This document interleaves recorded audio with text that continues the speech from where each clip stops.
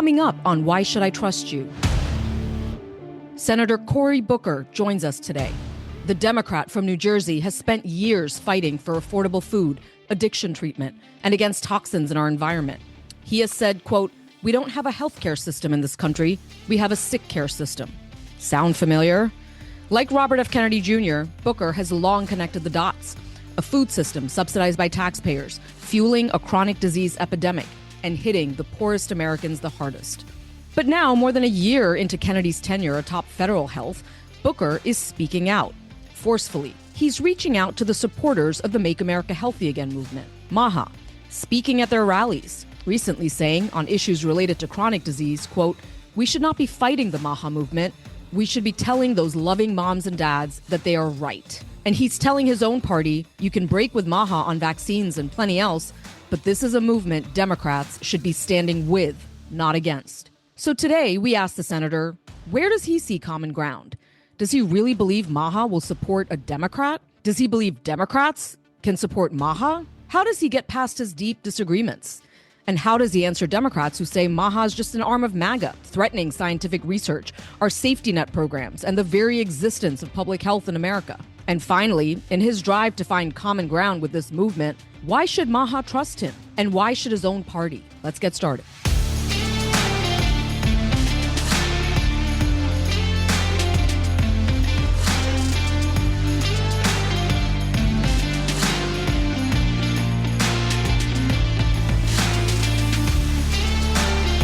Hey, welcome everyone. Welcome back to Why Should I Trust You? So we have a super special guest today. Like we said, Cory Booker, the Democratic senator from New Jersey. He's run for president before. He may be looking to run again. We don't know. And we're so thrilled that he's stopping by to talk with us. And we sure do have a lot to talk about. But first, before all that, who are we? I'm Brenda Adhikari. I'm Tom Johnson. I'm Maggie Bartlett. And I'm Dr. Mark Abdumalik. Yeah, and this is Why Should I Trust You, a platform focused on why trust is breaking down in public health and medicine and science and AI, and what it will take to rebuild that trust. And in the AI case, whether we should rebuild that trust. You can always reach out to us at questions@whyshoulditrustyou.net. And if you're new to our show, welcome. We have nearly 100 episodes in our back catalog to choose from, and that's a lot. But we've selected 3 or so that you might want to, get started with. Take a look in the show notes. You can see our picks, but feel like, go back and you can tell us what we should be recommending to others who are just getting started on this journey that we're on now. Okay, so we're going to be joined by the senator in a little bit. But Tom, first, just help us get to speed on all things Booker. What do we need to know about this guy? Yeah, I don't live far from Newark, New Jersey, so I'll take you back in time. 1967, the city erupted in a riot, and that hobbled Newark, New Jersey. And it would, deepen and speed up the city's slide into urban blight, issues with poverty, racial segregation. Flash forward 40 plus years, and Cory Booker is the mayor of Newark. And he is making a name, shining light on these issues of poverty, food insecurity, mass incarceration, addiction, and the reality that minority communities are all too often on the receiving end of industrial pollution. In 2013, standing along a boulevard that was torn apart back in 67 in that riot, in a vacant lot that had become an epicenter for drugs and just dire poverty, Booker had spearheaded a change to this one neighborhood's trajectory. And it's sort of emblematic. He worked with the Republican governor at the time, Chris Christie. He crossed parties to get this project done. And it was a new ShopRite supermarket. It was coming in to provide fresh produce amidst a food desert. Again, emblematic of the kinds of things that Booker launched in the city of Newark to help turn that city around. Booker, who's Black, grew up in a white suburban New Jersey town. His family actually helped break the illegal racial barrier, which had kept families like his from buying a new home there. He would go on to Stanford University, where he played tight end. He was elected class president, then on to Oxford and Yale. But he chose to make his home in Newark, where he lived in some of the city's poorest, drug-trafficked neighborhoods at a time when nearly a third of the residents in the city lived at or below the poverty line. He still lives in the city today. He was elected mayor in 2006. He worked to create economic opportunity, while he also had a knack for showing willingness to do just about anything to pull people's focus onto the difficult issues that were holding the city back, including food insecurity. He was a rising star in the party. Booker won a Senate seat where he currently sits on some pretty powerful committees, including Foreign Relations, Judiciary, and, interestingly, Agriculture, Nutrition, and Forestry. In 2020, he ran for president. He fell well short in that Democratic primary, which was won by Joe Biden. Interestingly, around that time, I think it was 2019, Booker pledged to no longer take donations from corporate campaign donors, including Big Pharma. So back in the 20-teens, he was cited as a top recipient of money from Big Pharma, which was and is prominent in New Jersey. And he was called out for it by people in his own party. Flash forward to Trump's second term, and Booker, who is sort of known as being the most savvy Democrat in the Senate when it comes to social media, he became a catalyst for Trump and MAGA resistance by pulling off a nonstop 25-hour speech on the Senate floor to protest the administration. His marathon speech commanded widespread attention. It broke the internet, and it broke the record held by Strom Thurmond, the segregationist, who had filibustered for 24 hours straight against the Civil Rights Act of 1957. But fueling him always, the senator says, is his lived experience as the mayor of Newark and living in Newark to this day. He sees America's struggles with chronic health as connected to our lack of access to healthy food, compounded by the issues of environmental toxins and drug addiction. Yeah, Tom, and add to the mix his personal drive for fitness. He's a vegetarian and now he's vegan. He's been vegan since 2014. So it's not surprising that Senator Booker is now seeing the emergence of the Make America Healthy Again movement, something we talk about a lot, a little differently than many in his Democratic Party. So while many Democrats see MAHA aligned with the Trump administration as a force that has to be resisted and fought, Booker has talked about seeing it as a movement made up of Americans focused on a lot of the things that he's been talking about, these life and death health issues that he's been focused on for years. I mean, he's not afraid to call out missteps by the Democratic Party. He gave a speech a few weeks ago, and he was pretty blunt. He said, quote, "A movement called MAHA caught fire in the vacuum we left behind." Now, who's the we? We're going to ask him a little bit, but he's not all in on MAHA's leader, Secretary Kennedy. So in 2025, Booker voted no on confirming Robert F. Kennedy Jr. to head HHS, something that MAHA supporters we speak with say is difficult to get past. Now, Booker said he had to vote no because Kennedy has championed views on a number of issues that are deeply concerning to me. He said the Trump administration is betraying MAHA. He talks about the Trump administration taking steps to protect pesticide companies and then things like cutting funding for school lunches. Again, he calls it a betrayal to MAHA. So Booker's message to Democrats is uncomfortable, but it's clear. Do not surrender these issues to Secretary Kennedy. Booker has called the food system painfully broken. That's language that MAHA uses. He's warned of a nutrition crisis. He's outlined a policy agenda around the slogan, "Food is medicine." He is proposing policy even that would make it so people could buy fruits and vegetables with pre-tax dollars. But he says big food companies have blocked his own efforts to rein in toxic pesticides, food chemicals. He talks about ultra-processed foods, and he's offered to work with, in his words, whomever wants to join with me. Yeah, and we should say the last time we spoke with him was actually on the steps of the Supreme Court when he attended this rally, this People v. Poison rally, that was basically protesting Monsanto and the administration for supporting glyphosate and the production of glyphosate. He filed an amicus brief actually in that case. So we're really excited to speak with the senator. So coming up next, Senator Cory Booker.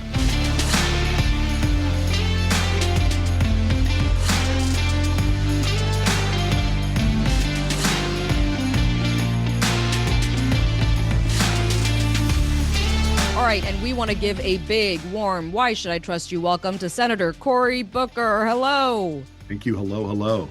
So good to see you. Well, the first question is Nixon 5 or Nixon 6?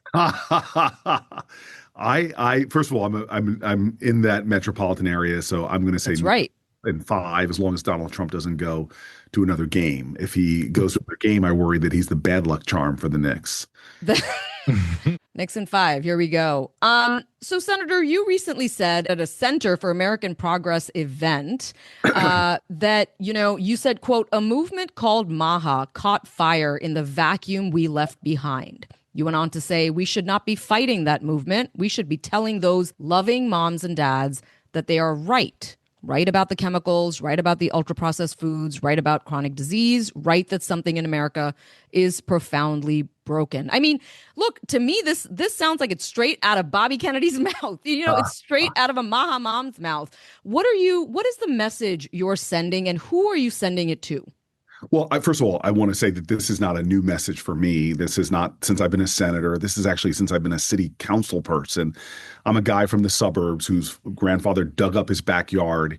He went to a HBCU, an agricultural college, and it was blowing me away. Grew food in the backyard that as a kid that made me go from not eating my vegetables to the zucchini and kale and the like that I grew. And when I moved to Newark, though, I became this convert to realizing so much of the problems that I saw my communities facing. I came there as a law student upset about mass incarceration, upset about slumlords and other injustices. And I suddenly saw that we lived in this nation where there was so much injustice around healthcare and food policy, and became very angry about it and very ignited about it, just hearing from families. And then I realized it wasn't just an urban mom and dad issue. It was something that was affecting rural areas as well as communities like mine in Newark. And in fact, I saw how connected we all were. So I would love it if people started saying that Bobby Kennedy, some of his things he was saying were from my playbook and things I'd been yelling about for years. And so within my own party, it's frustrating at times that we have not dominated on the issue that most families, when they get together, really are concerned about, and that we haven't pointed out the absurdities in a nation that has kids in my community going up to the corner grocery store, we call them bodegas, and a Twinkie product is cheaper than an apple, not because of the free market, but because we subsidize everything in that Twinkie-like product and not the fresh fruits and vegetables that our families yearn for and really want.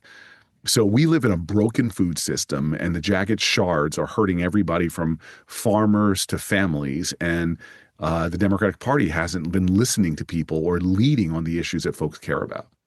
So we're going to ask you a little bit about your own backstory, your own upbringing, and also your policies on this front. But tell us a little bit about, you had mentioned that vacuum that we left behind. Who is the we? Be really direct in that. Look, I have a lot of problems with my own party. I think that as much as we're trying to define ourselves by what we're against, one of the reasons why is because we haven't given a compelling enough vision of what we're for and who we're for.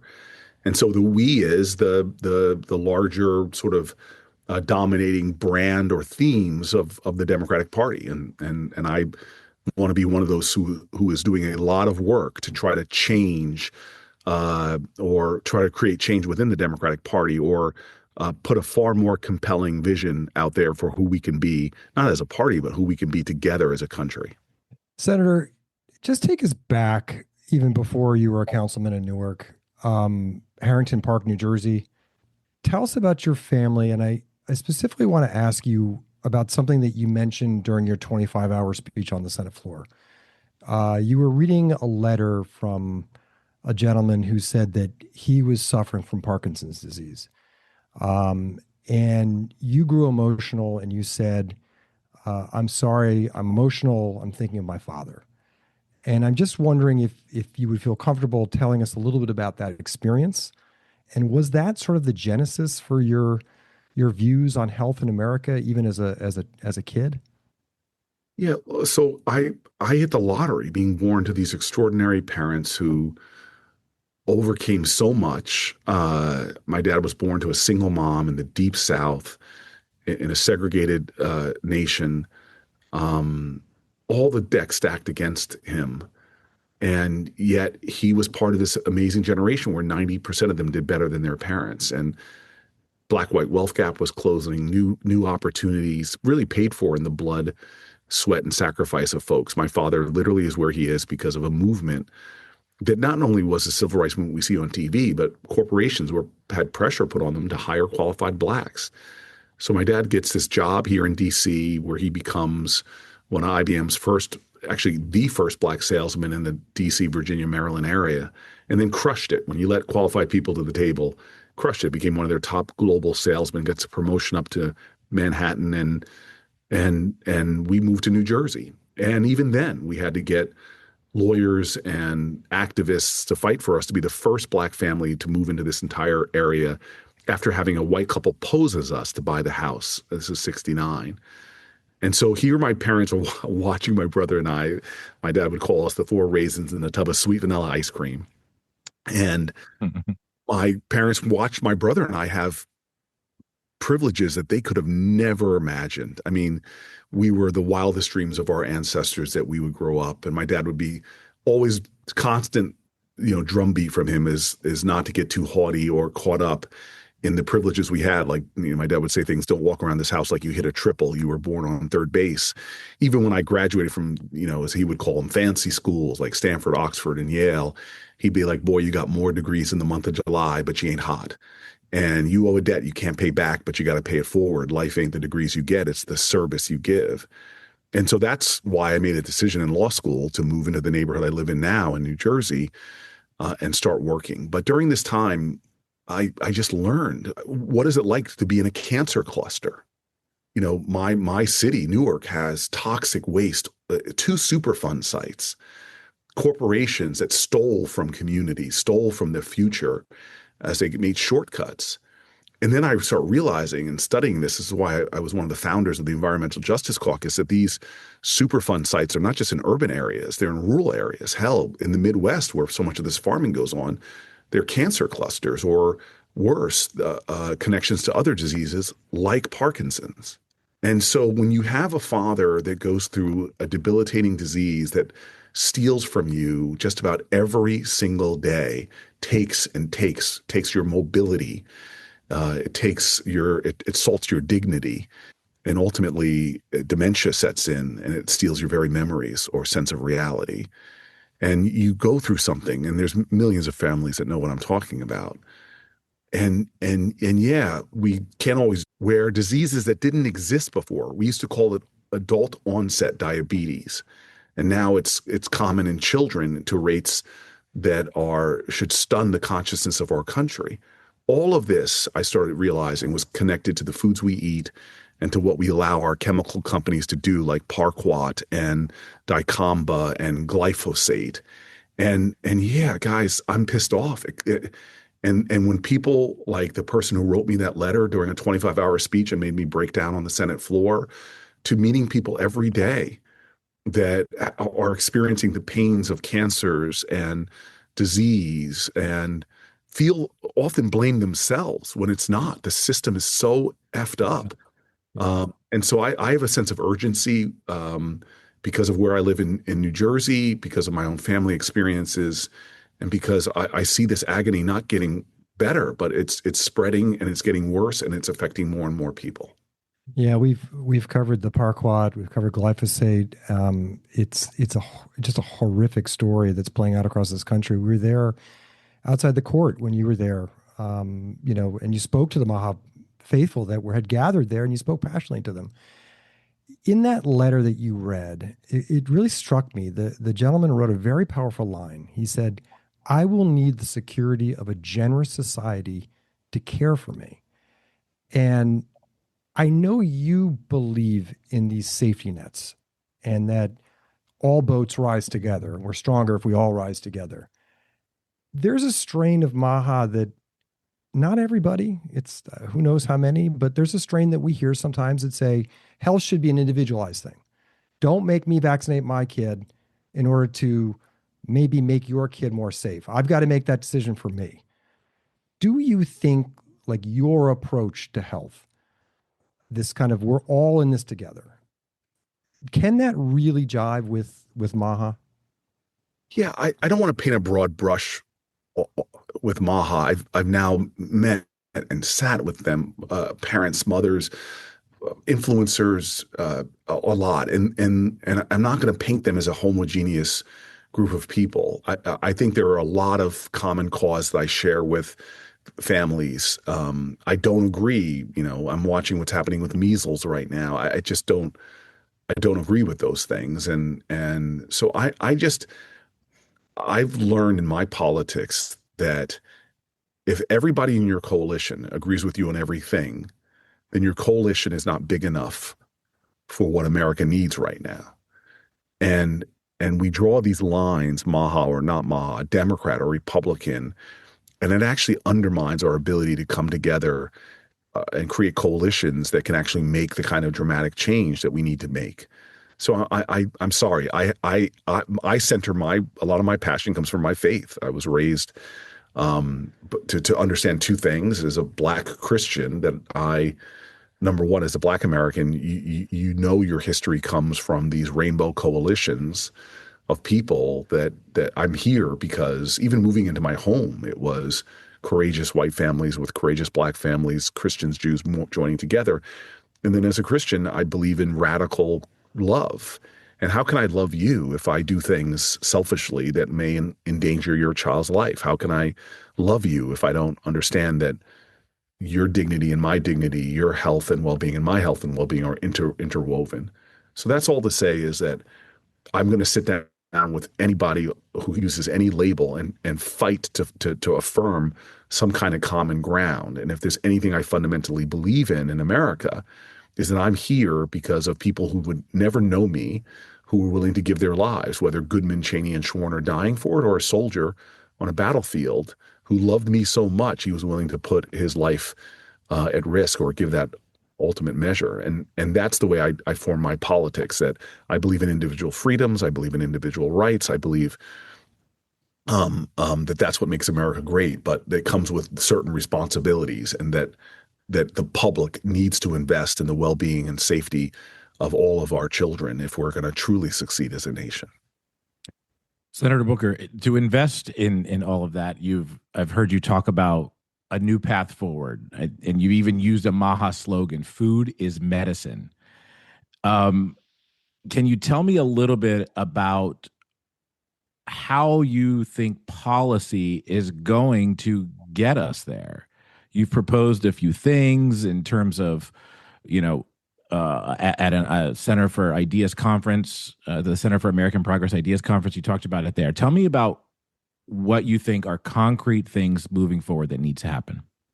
Yeah. First of all, it's not a MAHA slogan. It's decades old. Food is medicine. And you can go all the way back to the ancient Greeks and have philosophers that affirm that truth. But I don't mean to be picky about that. I just as a guy who's fighting in this debate, I gotta affirm that. But let's be clear. There are sound, common sense, pragmatic policies that align incentives and that could overcome things we call problems and in fact create opportunities out of them. So let's just first put some facts forward. We are a nation, the strongest economy on the planet Earth, richest nation on the planet Earth, and we have the highest healthcare costs. Let's put some facts out there. 1 out of every 3 of our government dollars right now is being used for healthcare. Almost 1 out of 5 dollars in our overall economy is being used for healthcare. And yes, this sounds MAHA, but we don't have a healthcare system. We have a disease treatment system. So this makes no economic sense for so much of our economy to be used on healthcare. And now here's the absurdity. And if you don't know this fact, there's an old saying: the truth will set you free, but first it will piss you off. Well, this should piss everybody off. We not only pay the outrageous costs of healthcare, but then we pay for the things that are making us sick in the first place, when over 90% of our ag subsidies go to the foods our doctors tell us not just not to eat, but to avoid. So our agricultural subsidies right now pour into ultra-processed foods. It's why we can have dollar meals at fast food joints, but if you go down the street and try to get a bucket of salad, it could cost $20. We are subsidizing the stuff that makes us sick, and then we are subsidizing the healthcare to try to help people not die. And that to me is outrageous. So how do you fix that? Well, there's just common sense stuff. Number one is you need to reform programs like SNAP. One of the specific things I called for is a massive expansion of something called the double buck system, which says that if you use your SNAP dollars at a farmer's market or to buy fruits and vegetables, you should get double the amount. Let's incentivize the foods that make people healthy. And we've seen this before where people who have chronic health diseases get all the free food, free fruits and vegetables they want. We've seen massive change. I've seen this in Newark, where I went to go visit a site, an urban farm that I was able to help get established when I was mayor.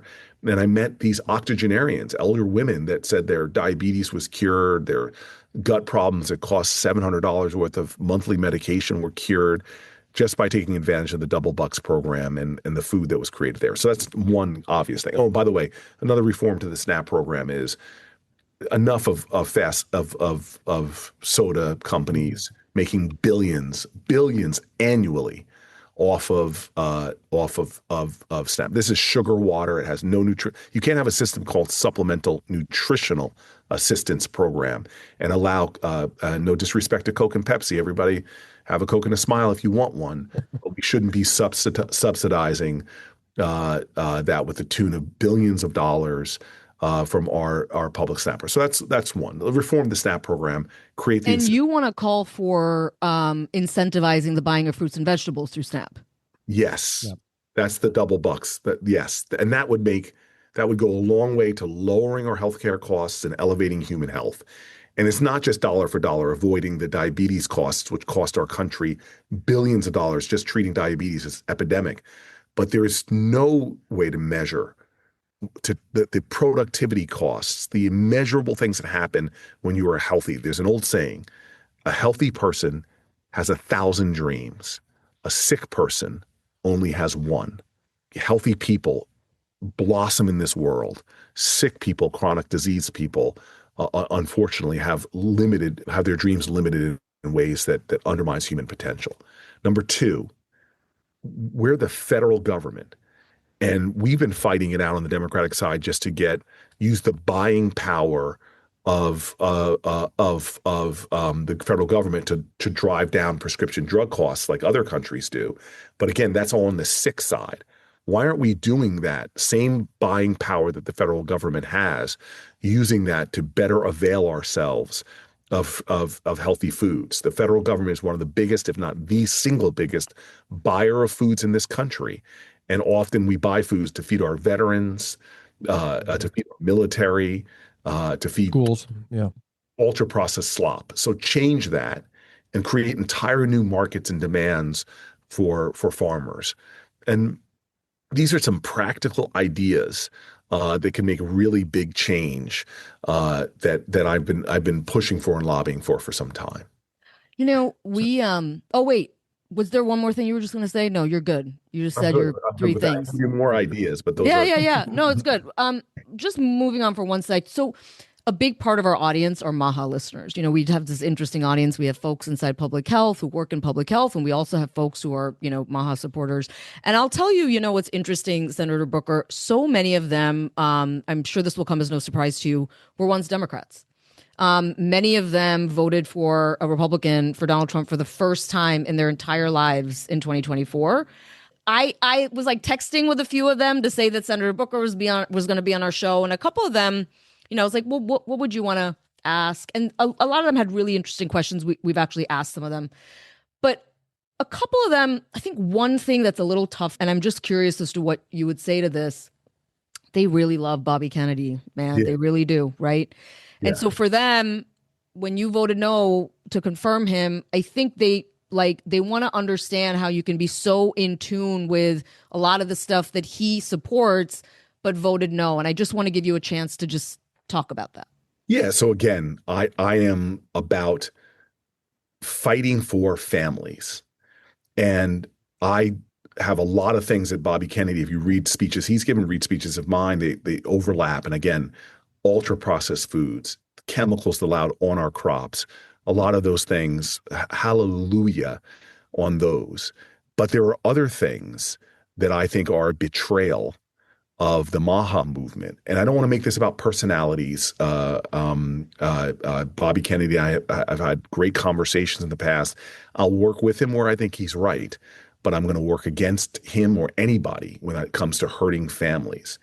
And so whether it is stunning to me that he was trying to justify the administration's position on glyphosate, whether it's what we're seeing, the cutting of programs that feed our children or feed seniors.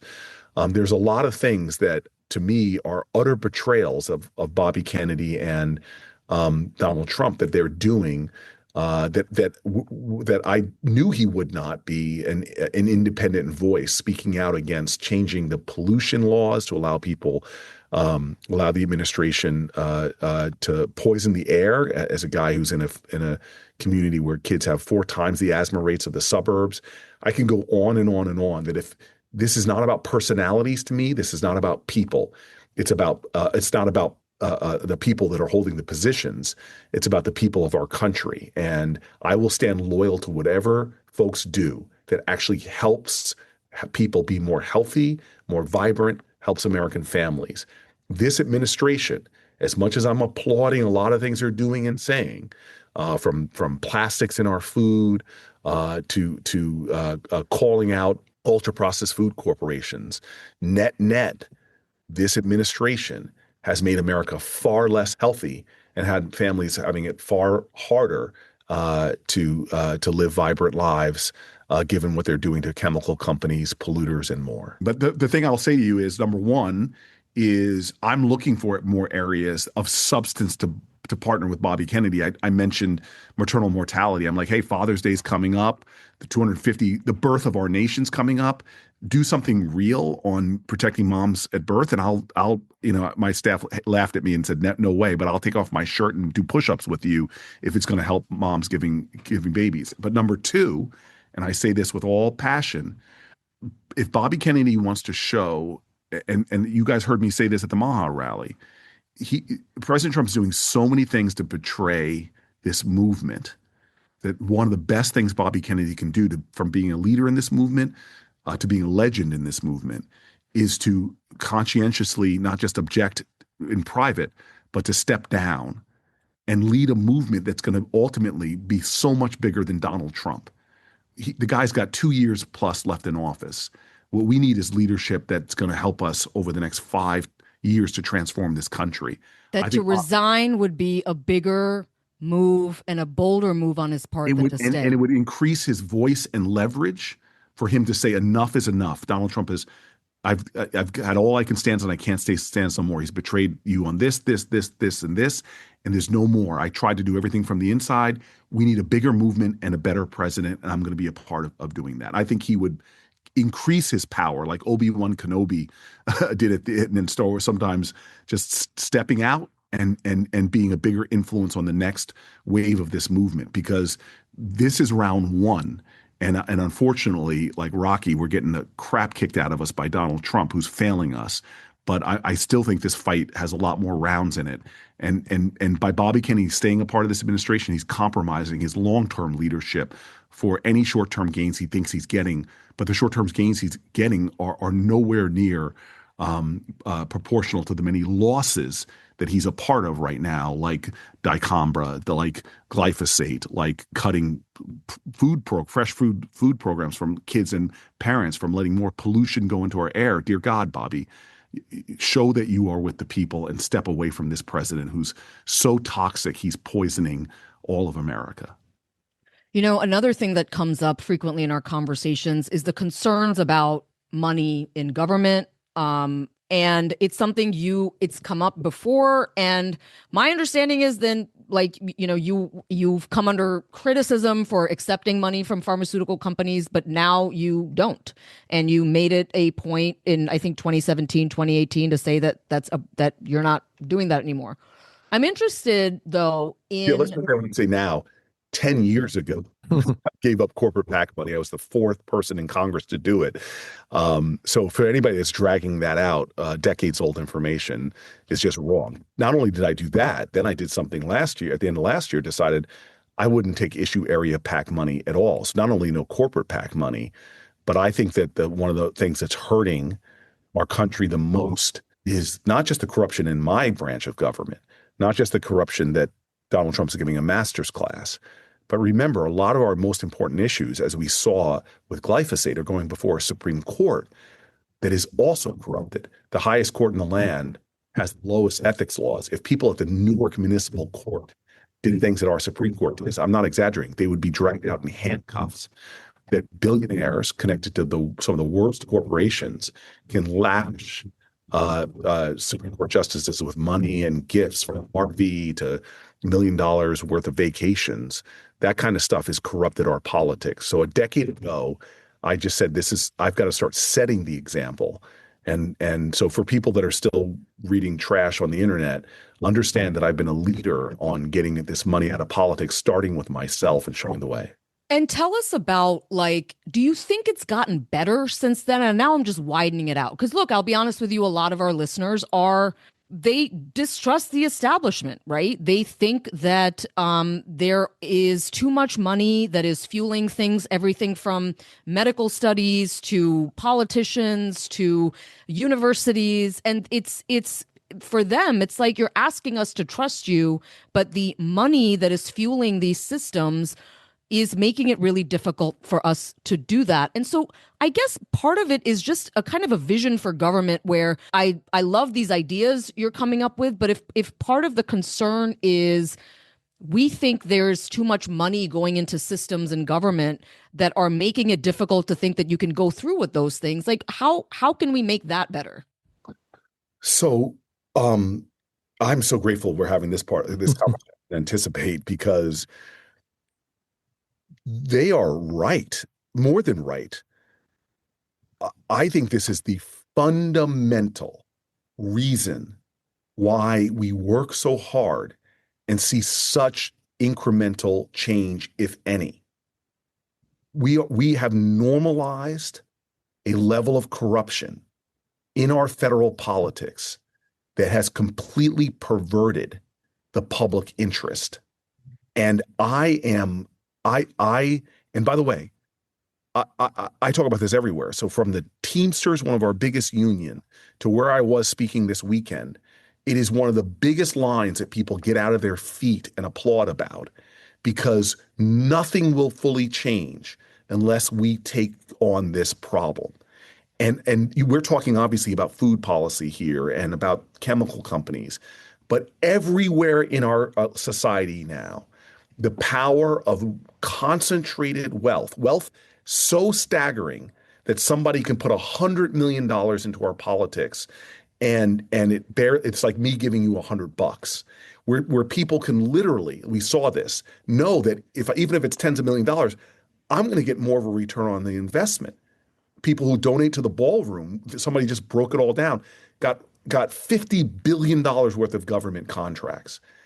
And I'll tell you what just happened in Kentucky with Thomas Massey's election is something that has gotten those MAHA listeners, boy, are they fired up about that one. Yeah. So I've started my speeches recently to crowds like, I am not interested in the next election. I am interested in a radical renewal of American democracy. And what do I mean specific? I tell people this all the time. I'm tired of this toggling back between crazy corruption and corruption light. I want us to retake our American politics. And a fundamental pillar, one of the first pillars of that, has to be the boldest anti-corruption agenda we have ever seen in American politics, because that's what it's going to take. And if should I ever run in 28 again, that is going to be the central pillar, in addition to two others that I think we all align with, but a central pillar of that, because everything down here. When I moved on to the Ag Committee years ago, because one of my great team members said to me, every issue you care about touches the Ag Committee, I was blown away by how much big food, big ag, big corporations have completely taken over our policy. And here's the scary thing about it, is once the Supreme Court established this lie, that money is speech, that any infringement upon people's rights to spend ungodly amounts of money is an infringement of free speech, it was over. that meant that the average American was going to be competing with corporations who pay zero in taxes, by the way. Our 88 largest corporations pay nothing in taxes. That's how much they've rigged the system, 88 of our top companies. In fact, those 88 companies got $4 billion worth of rebates. That those companies now can shower our politics with so much money that the individual American's voice can never be heard. And so I am telling you right now, the biggest fight of the next 5 years to me, if we're ever going to renew our democracy, if we're ever going to redeem the dream of America, will have to be an anti-corruption agenda that all of us can believe in. Because one of the biggest things hurting American government right now is there's so many people checking out because they don't believe that they can trust anybody within our system. And that's why a decade ago, and I'm trying to refine it more and more, I want to show people that I'm going to power my election on individual contributors, even if it's $5 to, I think my average contribution is 30 something dollars. Because when I take my next election, God willing, in November, and God willing, if I go for the presidency, I want everybody to know when I get there, I got there because of the people. And now I'm taking a battle axe, whether it's the United States Senate or any position I hold, in this corrupt system that's hurting both parties.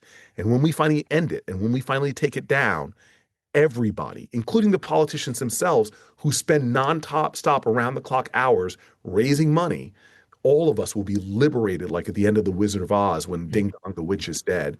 Well, this evil really is money in politics. I'll tell you, that's going to be resonant.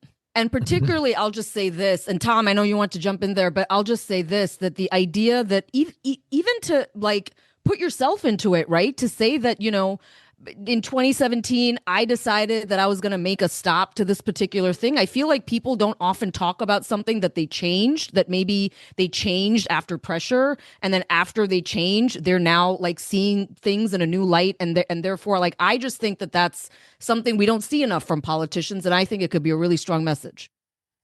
Yeah, I look at it. When you get kind of middle-aged and you suddenly realize you've got less than tomorrows than you had yesterdays, I'm very determined that I think we have 5 years to save our democracy. And this is not a left-right thing. It's not a left-right thing. Why 5 years? Explain that. So the growth of the power of wealth in our country. Remember, we're now literally seriously having conversations about the first trillionaire coming. Yeah. And by the way, I know that guy. I've known him for years. And I know that he doesn't even have to spend money anymore. He can just call somebody up and say, I will spend $100 million after you in a primary if you don't do what I want you to do. You mean just threaten to spend money? Threaten to spend it. You don't even have to spend it anymore. And so I think that the growth and concentration of wealth in our country is getting so dangerous by the year. And we're about to see, look who's going public now. Yeah, the AI companies are going to just power this. And look, I'm a guy. Winners and losers. I'm a pro-tech person. I think digital assets, to me, it's like the ability to transfer wealth to your family without having to pay a vig to the big corporations.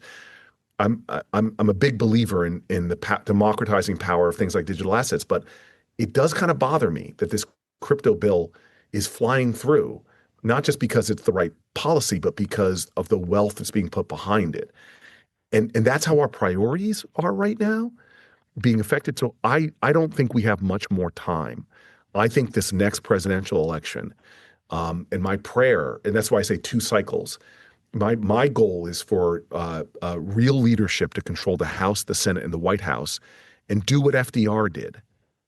I'm telling anybody who will listen to me, I really think we're in the midst of where we were in the Great Depression. And by the way, there's so many echoes in history. The extremes started getting rise. We had national Nazi rallies filling Madison Square Garden. We had massive corporate concentration going on. Disparities of wealth were on steroids. And then we got a guy who came along and said, "I'm sorry, the American deal is broken. It's not working." And we had this radical period where FDR took over and did massive sweeping changes that we take for granted now, from labor laws all the way to changes that like for Social Security that eradicated senior citizen poverty, or virtually did. I think we're in one of those periods where everybody feels it on both sides of the aisle. It's time for a renewal of America. It's time for a new deal, or else the extremes in our country are going to start getting more traction. Do you know how many people now, young people, you poll them, do you think political violence is justifiable? It's stunning to me. So my goal in the next 5 years is for an American renewal, for a new deal that's going to restore trust and give durable majorities. Remember, what the New Deal kicked off was between the New Deal and the time of Tip O'Neill, there was durable Democratic majorities. And, occasionally there was a president like Eisenhower that would get elected, but even people like Eisenhower still believed in this sense of an American bargain. And that was the period. My grandfather, who campaigned for FDR, changed black districts, blacks were Republicans back then, to Democrats. What they were able to do is create these durable majorities that helped us to see his children, 95% did better than their parents. You had the biggest expansion of the middle class, the biggest expansion of shared growth. Wages and productivity kept up, and they stayed virtually the same. This unbelievable period. And then what happened when Reagan got in? It brings us full circle back to what we're talking about. They suddenly Bork and they got rid of antitrust enforcement. You started seeing a reconcentration of power. They started giving this sort of laissez-faire. We're not all in this together. We're going to give the wealthiest people more and more tax deductions, which allowed people who don't make sweat equity, who don't go out and work with their hands or teach classes or what have you, start to get this growing sense of wealth with less sense of responsibility with that wealth. And it brought an end to this period of shared growth and shared prosperity. And a lot of the very organizations that were supposed to keep our water clean and our air safe, they were started being attacked in ways that were problematic. Yeah. I want to ask you about your party, and if you were to get a durable majority. A lot of Democrats that we talk to, they say basically under their breath about MAHA, this is an unscientific movement. It's not a serious movement. This is destructive. We just have to wait them out. We have to wait this movement out. It'll burn out. And then when we take back power, we're going to right the ship again. That, I think, to you would be a sad thing, that there's no change that comes to your party from MAHA. I mean, what do you say to Democrats? What do they say to you when they see what you're calling for right now?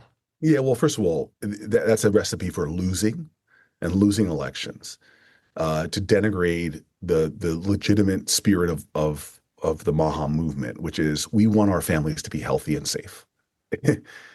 Democrats I think the MAHA movement will be the difference maker in a lot of the future national elections we have. Do you think it was the difference maker last election? I think when you have Kamala Harris getting 49.3% of the vote and Donald Trump getting 49.7% of the vote, I mean, that most Americans voted against both candidates. And when you have margins that thin, that everything makes a difference. Yeah, young men swung wildly one way. That made a difference. Yeah, there was unfortunately not big enough of a turnout in this community or that community. So yes, the MAHA movement was a difference-making movement to a narrow election. And I think Democrats need to not demean and degrade families that want health for their kids, well-being. Talk to any mom in America today and say, do you think it's easier to raise a family today than it was 30 years ago? Do you think that we're a society that supports thriving and healthy family? Everybody's going to say no. This is why I'm finding on a lot of issues a common cause with the other side of the aisle. Today I had a long meeting about maternal health.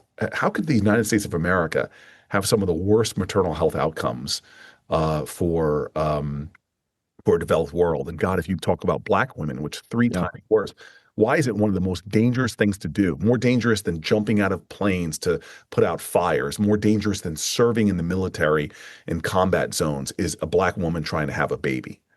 And so women know this. And they know how anti-family we've become as a nation. That makes it so hard to have a thriving family, which is a fundamental building block towards neighborhoods and towns and counties and a country. So yes, I have real disagreements with measles, for example, and what's happening.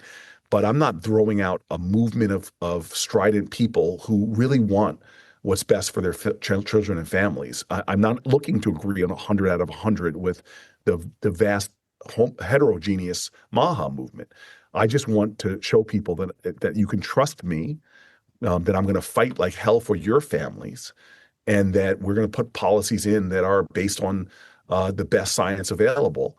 But while we're debating issues, and there should be debate on some of these issues, there's a whole legion of common sense stuff that Trump should be doing, that Biden should have been doing, and others. Senator, final question. When we talk with a lot of people, what we've been observing is, there really is a frustration with both parties. I'm sure you're not surprised when you hear that. I'm sure you hear that in your conversations and your travels around the country. And I think people registering to be independents is like the fastest growing group out there. I think I read that somewhere.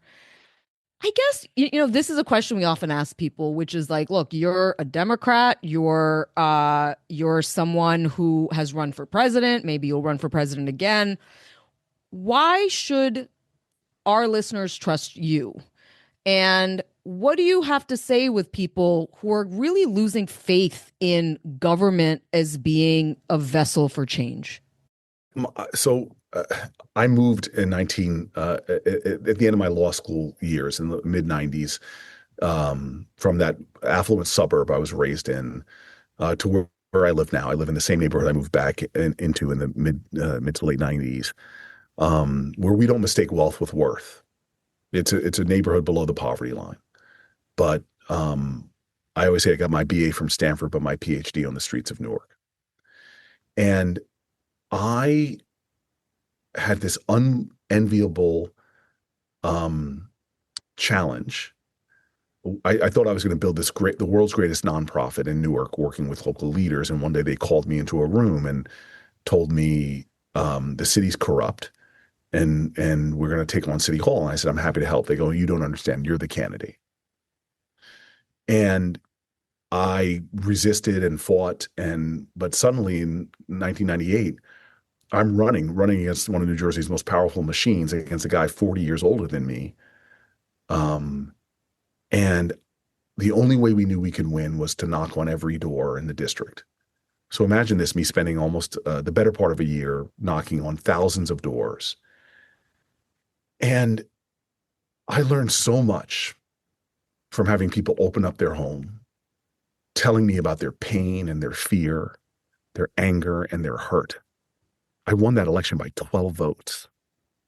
And the people who really won that election for me were the women, mostly elder African-American women, who marched me through the projects, knocked on doors.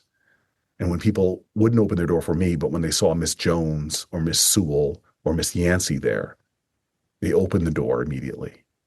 And one of those women would look at that person and saying, you don't know this guy for anything, but you know me. We're going to trust him. This is who we're going to give a chance to.